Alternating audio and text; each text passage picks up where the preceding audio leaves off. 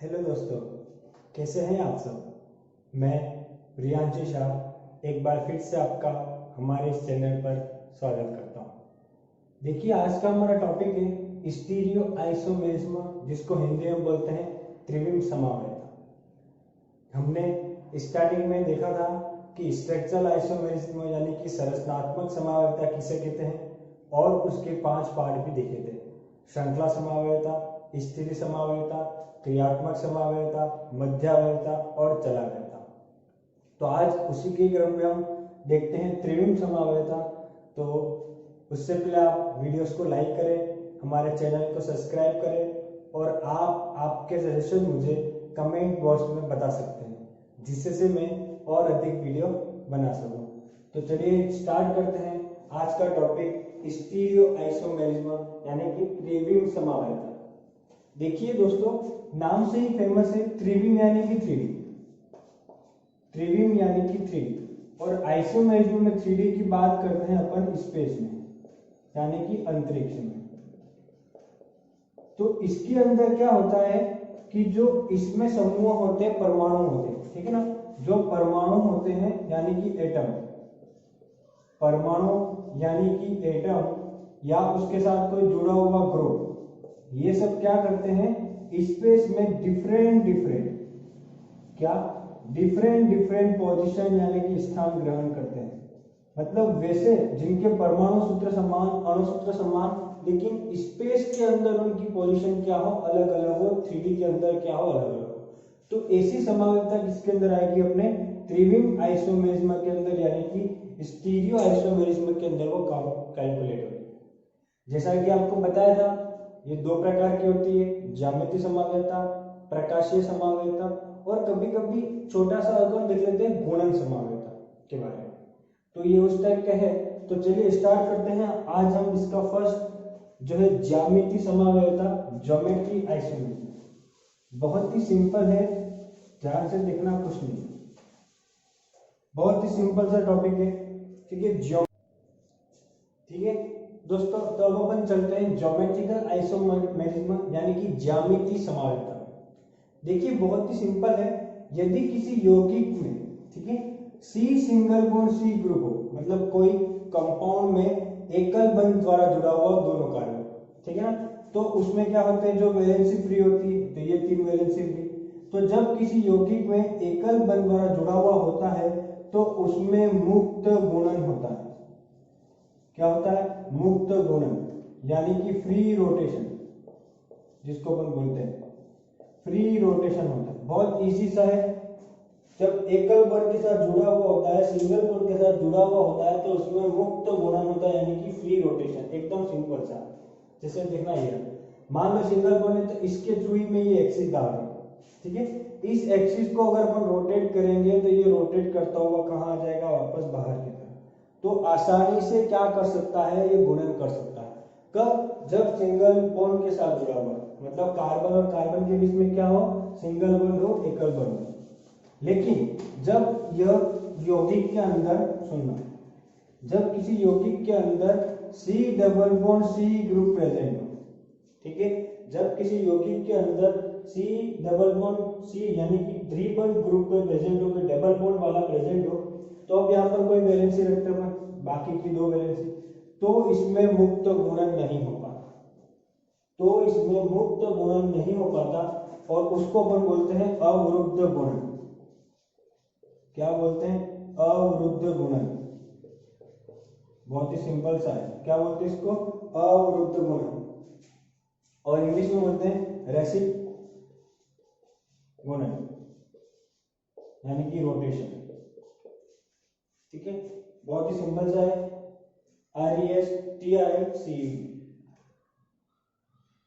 आगे बात चल, अब देखो कैसे, जब मैं यहां से करूंगा तो डबल बॉन्ड है ना, तो इस बॉन्ड के थ्रू घुमाऊं या इस बॉन्ड के साथ घुमाऊं। अगर इसके बॉन्ड के साथ घुमाऊंगा तो ये रह जाएगा, इस बॉन्ड के साथ घुमाऊंगा तो ये रह जाऊंगा।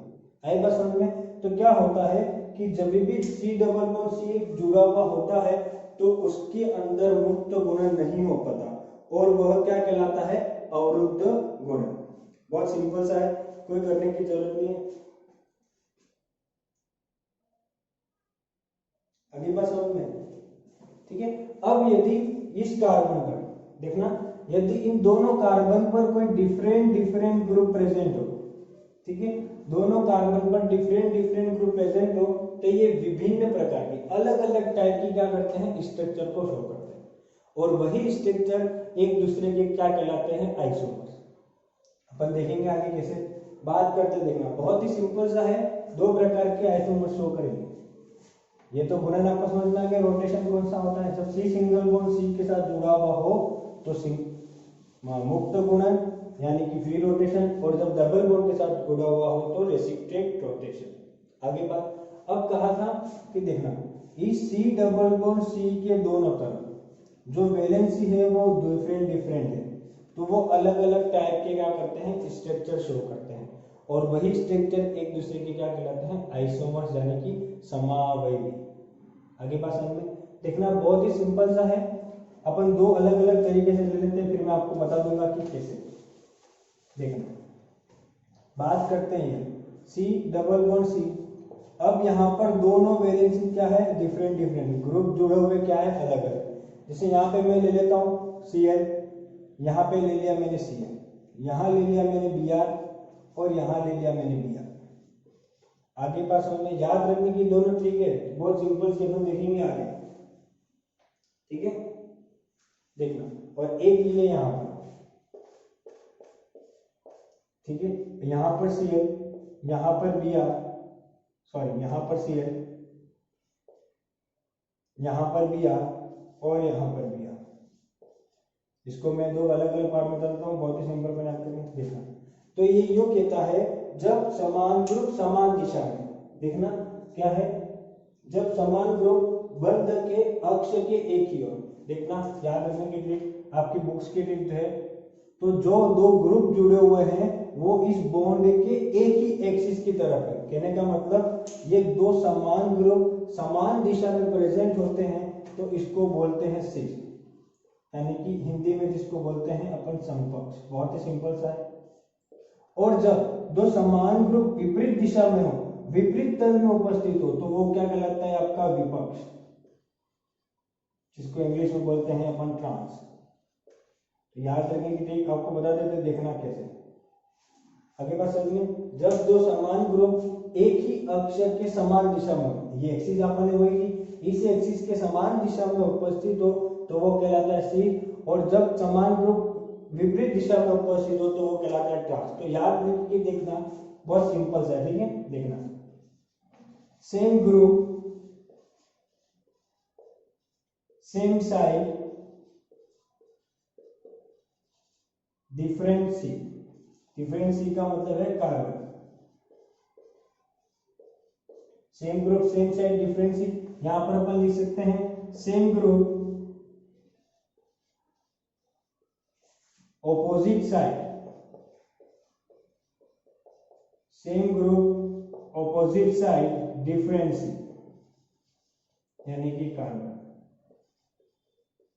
आगे बात समझ में, बहुत ही सिंपल सा है। तो वही, जब समान ग्रुप समान दिशा में एक ही दिशा में प्रेजेंट हो तो वो कहलाता है शीर्ष, और जब समान ग्रुप अलग अलग दिशा में, विपरीत दिशा में भी जिसको बोल सकते हैं, एक दूसरे के क्रॉस में भी जिसको बोल सकते हैं, तो वो क्या कहलाता है, ट्रांस। आगे बात आपको समझ में, बस यही है, ज्योमेट्री आइसोमेरिज्म में ज्यामिति समावेश यानी कि शीर्ष ट्रांस आइसोमेरिज्म, ठीक है। बात कर रहे हैं यहाँ पर दो कार्बन की, इसमें क्या है, दो कार्बन का एथेन, तो अपन लिख सकते हैं, अपन एक चीज और भी लिख सकते हैं, देखना इसकी डेफिनेशन में शॉर्ट में लिख देता हूं कि एथिलीन व्युत्पन्न, क्या एथिलीन व्युत्पन्न, एथिलीन व्युत्पन्न में, ये बहुत सिंपल भी लिख सकते हैं आप, संपर्क विपक्ष भी लिख सकते हो, बहुत ही सिंपल है, ठीक है। एथिलीन व्युत्पन्न में ज्यामिति समावेयता, एथिलीन व्युत्पन्न में ज्यामिति समावेयता, समपक्ष विपक्ष, समपक्ष विपक्ष समावेयता कहलाती है, समावेयता कहलाती है। आई बात समझ में, बहुत ही सिंपल है, कुछ नहीं करना है।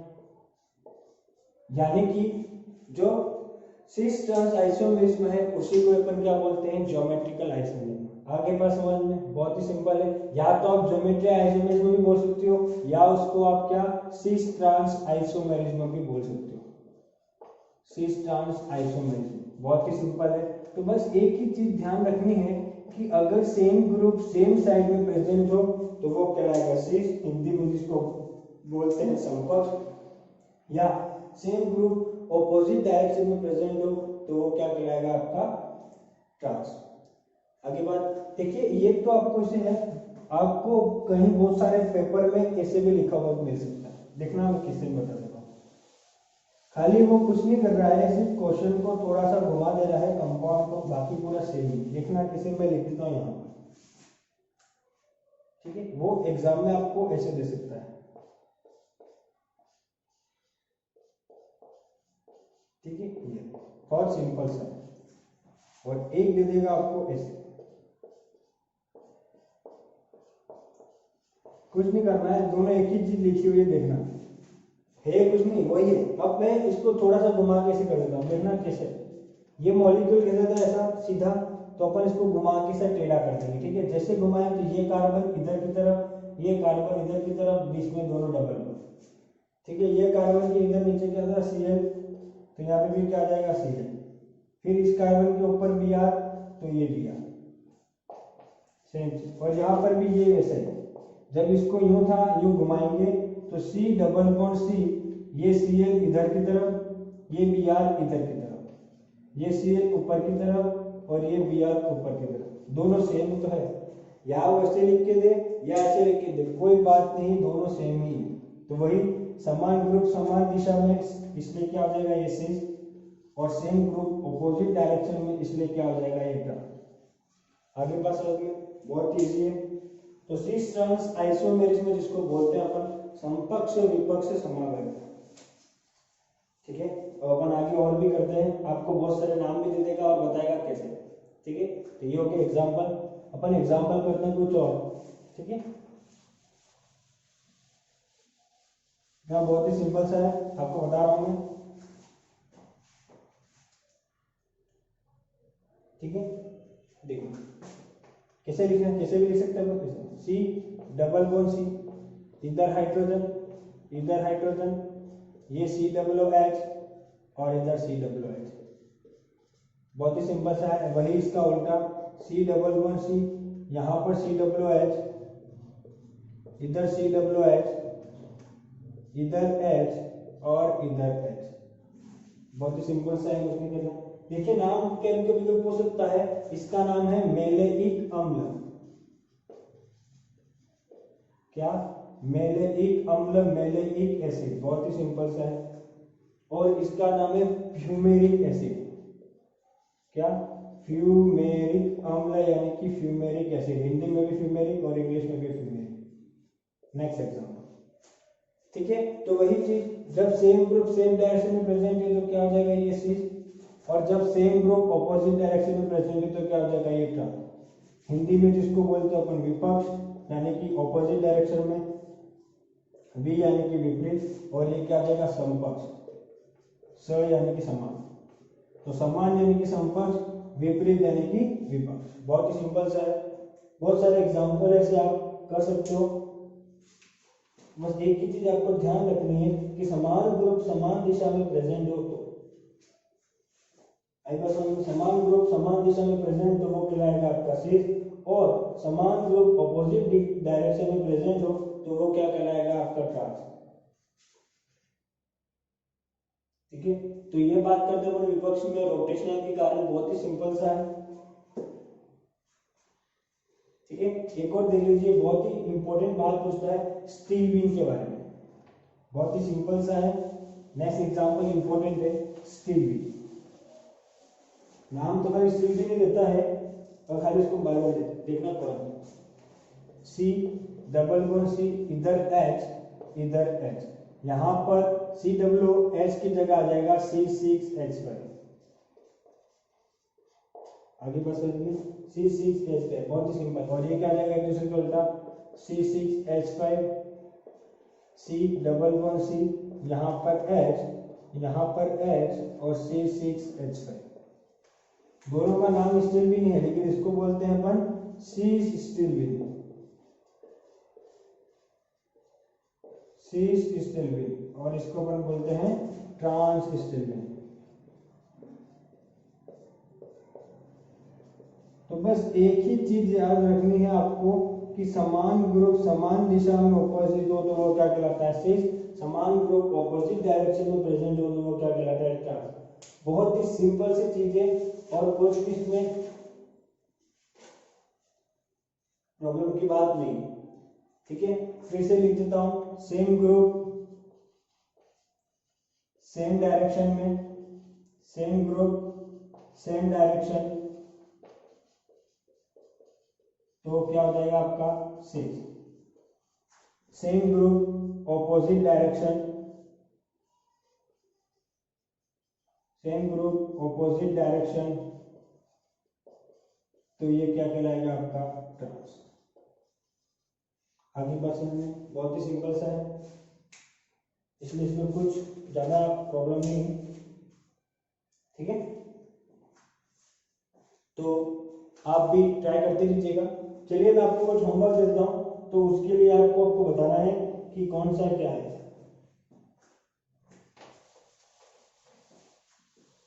बहुत ही सिंपल सा है, मैं कुछ आपको होमवर्क दे देता हूं, आप मुझे कमेंट बॉक्स में बताइए कि शीश कैसे होगा और ट्रांस कैसे होगा।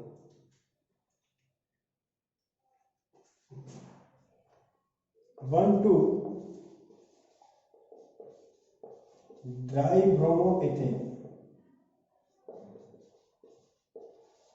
1 2 डाइब्रोमोएथेन, आपको बताना है एथिन, तो सॉरी एथिन, 1 2 डाइब्रोमोएथेन। एक ही होमवर्क है, आपको कमेंट बॉक्स में बताना है कि कैसे होगा। आप लिख सकते हो जो इक्वल का साइन आता है ना, इक्वल का साइन आप डबल बॉन्ड में रख सकते हो, यहाँ पे लिख देना सी और इक्वल का साइन लगा देना और ये बन जाएगा, सिंपल सा है। ठीक है, तो ध्यान रखना और आप मुझे कमेंट बॉक्स में बताएं। अब मिलते हैं नेक्स्ट वीडियो। दोस्तों नेक्स्ट वीडियो बहुत ही इंपॉर्टेंट है, जो बहुत सारे कॉम्पिटिशन एग्जाम में पूछी जाती है। तो मिलते हैं नेक्स्ट वीडियो के साथ, तब तक आप घर में रहें, सुरक्षित रहें, स्टे होम स्टे सेफ। धन्यवाद।